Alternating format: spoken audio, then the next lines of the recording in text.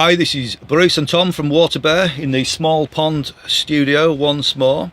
Now, the WaterBear channel is all about helping you progress your musical career. So if you want to know what's going on, like and subscribe and we'll keep you in the loop. And apparently that's becoming one of my catchphrases. So we'll keep you in the loop.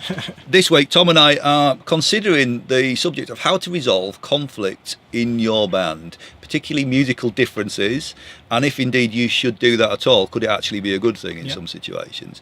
And the reason this has cropped up, Tom, is actually I've had 2 or 3 messages this week in my inbox from bands that are struggling a bit, and also one manager's contacted him, pulling their hair out because there's a band that's doing really well, but they just can't get on. I've also had another a gig's come through, which is great. It's a singer that's split from a band, and suddenly there's a whole new band, so there's a whole loads of auditions happening and stuff. So this is happening all the time. Yep.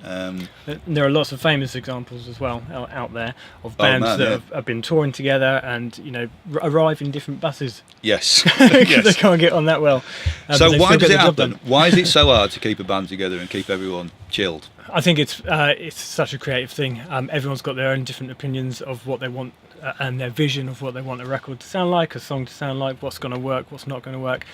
Particularly if you've got a lot of creative leads in there, pushing and pulling in the same different directions. It can be tough. Yeah. What about the tour bus factor? Because that kind of makes or breaks relationships to a degree. It can be. It's like living with your best friend or whatever, and someone leaves dirty dishes in the sink or whatever, someone leaves a bag in the middle of the hallway, and you don't mind asking them a couple of times, but on the 3rd or 4th time you go, for God's sake. Well, I was in a band with my brother, and of course we grew up together. All the frustrations, I think, with the rest of the band we took out on each other. It only taken us 20 years to get over it, but we're all right. Okay, so let's think of some practical. We know it happens. We know it's tough to keep a band together, but this is the key thing. If you can keep the thing together, if it's got magic musically, we got to hold this thing together and not let it drift apart. So how can we resolve conflict? It can come into 2 areas, really: the practical decision making. Are we going to do this tour? Are we going to do that tour? And then musical stuff.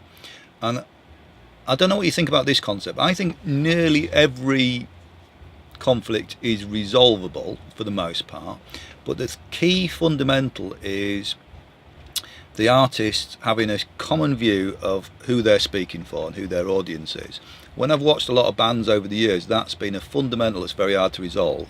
If one person wants to make a record for a particular audience and someone else is adamant that it should be for another audience, I think it's pretty tough to negotiate your way out of that, and that's maybe the time for someone to do a solo album. And maybe that's fine. Absolutely, and that may well come round 360, because the band then has its natural evolution that will then do that record, that sound that they're going for, that person perhaps didn't want to be involved with, and then maybe that comes back round again, and they go, actually, do you know what, this is right back up my street again.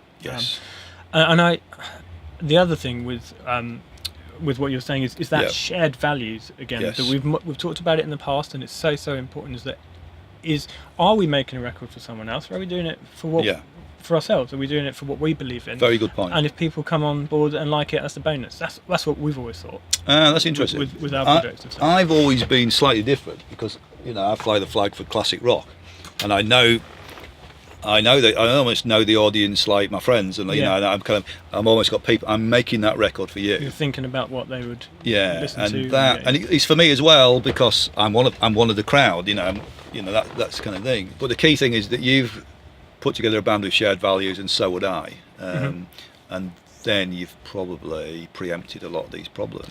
Absolutely, and as obvious as it sounds, talking. Having those meetings and talking about it and getting in a room away from the studio, away from the rehearsal room, we actually go and even if it's just down the pub or whatever, guys, what are we going to do with this next record? Let's go grab some pieces of paper, let's flesh out the tracks, let's look at the direction we're moving in, come to an agreement, and it's because if you do have 1 or 2 people that are harbouring that kind of reservation underneath, not really coming to the fore with it, it will come out sooner or later. It's a little cancer that's going to work away. This is utterly fundamental stuff, because this is what builds great bands, because there's so many bands out there.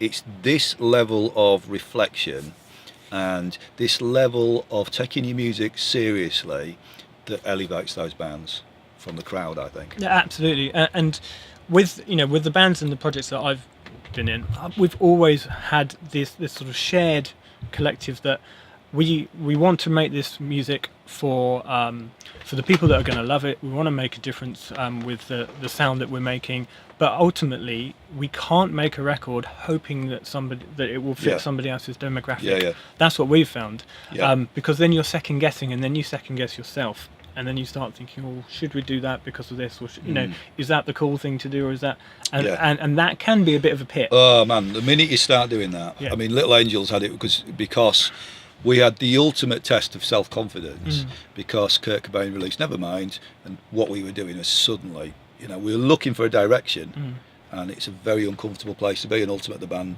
band split, because there wasn't that place for us, there wasn't that conviction. So if that's internalised and you've got a setup like you've described, confidence has to come from within. I think. It's difficult, and you have to have quite a strong resolve there sometimes, and it's easy to, particularly in the studio when it comes to the crunch, to go slightly safer, let's go with that, or whatever. But it depends on what those values are. It depends, and that's why it's so important to have had those conversations before you get in that situation. Really. That's right. Now, I think in terms of strategic decisions, that's relatively simple. We talked about this in a previous video that we did about planning, because someone's got to take on the manager role and has to call the shots on the strategic decisions, or you have a band vote. Band votes are always a good one. Particularly if you've got 3 or 5 people in the band. I suppose if you've got 2 or 4, you've got someone else to have a casting vote. That's the thing. But in terms of musical decisions, this is where a producer's role can be really, really important. Because you need to choose a producer that you trust enough that when there's a decision and it wants to go one or two ways, what you're buying is that judgment and that ability to help you make the right call. And that can be in a situation where you've got material that's been finished for years. And one such example with me and a previous band I was in before Freeze Atlantic, and we were in a session with a producer called Dave Varenga, absolutely incredible producer, worked with Manic Street Preachers and Ash and Ardawad and all that sort of stuff, and we brought our track to him in this glorious studio, and we're thinking, it's done, it's a done deal, it couldn't possibly get any better. And then this chap says, Dave says, you know what you haven't thought about is this in this section. It's going to, adding this particular riff, this particular sound or something, taking it into the bridge, and the songwriter in me goes, oh my god, no, that's, recoils in horror and goes, we can't possibly do that. It's all. But actually, then you try it out and you think, amazing. Maybe no amount of band voting or whatever would have sorted the situation out, because we probably all would have gone, no, I don't like it. Or if there's a 1 and a 2 or something like that, and then you think, actually, we'll give it a go, and that extra fresh pair of ears, that fresh pair of eyes on the project, then suddenly injects this new lease of life. Best thing we did on the track. Yes, and there's value in that degree of objectivity, because when you're in the project, you don't see it the same as someone who's slightly outside it, and that's why a producer is fundamentally different to a good engineer. Good engineer will make you sound good, and there's a lot of good engineers, and some of them are utterly brilliant, and some of those are also producers. But it's a different role, because a producer's job is largely to consider performance, arrangement, and the overall big picture, as well as the practical end of it, like budget and stuff. But where we're talking about is really to do with arrangement and lyrics and getting really hands-on the music. Absolutely. Even when you think it's as done as it could be. That person is your greatest ally in solving these musical differences, because who knows, they may take it to a place that none of you thought you could take your music, and you can make a much better record as a result. Thanks for watching. As always, we've been the WaterBear team. Let us know if you want to find out more about the WaterBear Masters or the BA Honours degree. You can study on site in Brighton or online from anywhere in the world. We wish you well on your musical journey. Keep in touch, and we'll see you soon.